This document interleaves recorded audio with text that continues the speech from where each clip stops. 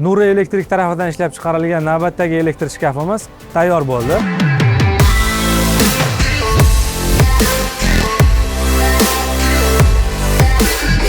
Ushbu qurilmamiz erza, ya'ni relay himoyasi va avtomatika shkaf hisoblanadi.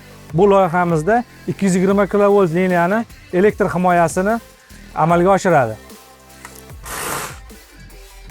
Ichki tuzilishi jihatidan relay shkafimiz indikator lampalar, yordamchi relaylar va asosiy mikroprotsessor relaysidan tashkil topgan. Bu mikroprotsessor relaysi 220 kV liniyasining barcha himoyalarini o'z ichiga jamlagan hisoblanadi. Pastki qismida esa u yoki bu himoyani chiqarish yoki kirg'izish uchun maxsus kalitlar o'rnatilgan. Eng pastki qismda tok va ushlanishni bilish uchun maxsus bloklar o'rnatilgan. Shkafimiz foydalanish jihatidan ikki taraflama hisoblanib, orqa tarafda ham maxsus terminallar kabel ulanishi uchun mo'ljallangan.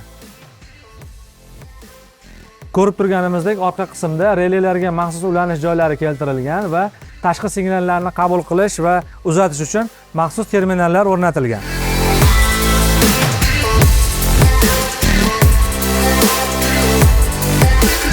Bu buyurtmamiz Jizzax viloyatida qurilayotgan elektr energiyasini saqlash tizimi loyihasi uchun ishlab chiqarilgan.